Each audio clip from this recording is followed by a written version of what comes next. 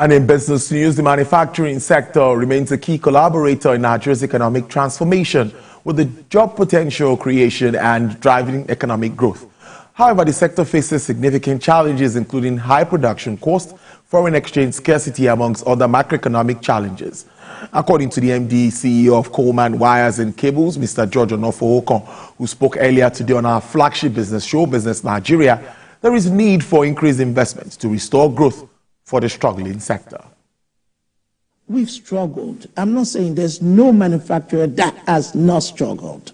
We've seen the negatives. A lot of them have lost on the FX-based devaluation. They've had exchange rate losses that are astronomical. But the question is, what next? And that is where I need us to all focus on. What next? For me, I always say, look, when there's a gap like this, we need to refinance a gap for all of us not to sack everybody. Now, I might be doing better because I planned this ahead of the situation. I might not have the same amount of losses. Mine is very minimal compared to a lot of companies in Nigeria, and I could take the heat, and because I planned for those heats. And for me, I'll say the company is doing better than we were. Now, but for most companies that did not, what do we do? How do we refinance this gap? And I always tell government, as much as it is not your job to run a business, it is your job to balance businesses, keeping people employed. And as long as manufacturers in this country employ the most numbers of people at work, we need to balance their books. And as part of its efforts in supporting young business owners, small, medium-sized enterprises and entrepreneurs from various sectors of the economy, the convener and other leaders at the Time Conference 2024 in Lagos engaged young entrepreneurs in knowledge sharing, networking, mentorship, and insights into business growth in Nigeria.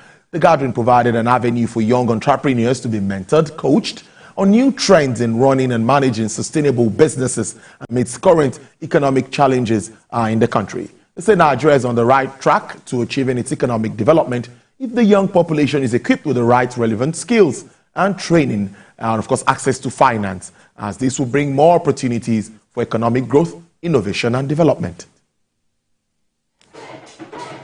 We had the age bracket, that's 18 to 35, and that's because they are the next set of individuals that can move Nigeria to the next level. So we're trying to change the mindset, inspire them, and also mentor them. Individuals can still strive to be better without looking at your condition or where you're from.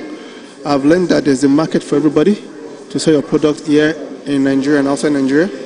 Only if you believe, I've learned to be limitless also, so I've learned a lot at the conference. We talked about time, that timing is everything, that you should always be prepared for the opportunities that are coming your way.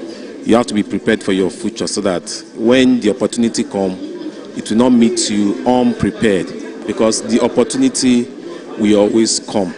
So be prepared so that when the opportunity comes, you'll be able to take advantage of it. Every opportunity you have, make sure you show up, and then you show up, you come correct, you put your best foot forward, you seize the opportunity, make advantage of it, and you use it to your advantage. Every of us have hidden talents buried within us. So just get up, do something, and be consistent at it. Don't sit down at home expecting people to spoon feed you. Get up, do something, get better at it every day till you become the best at it.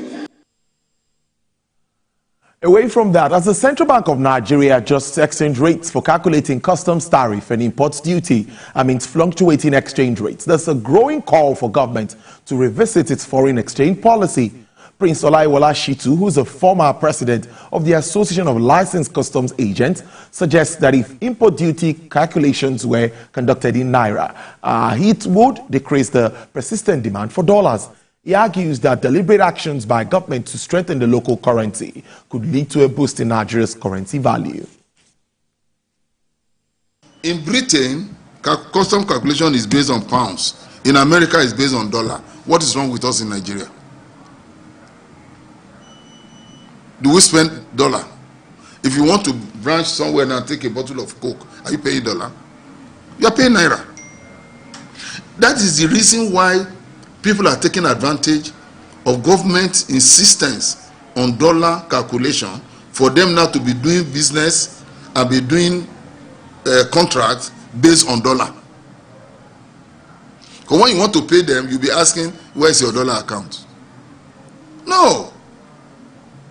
MTN today is cutting away billions in dollars for the use of all their facilities here.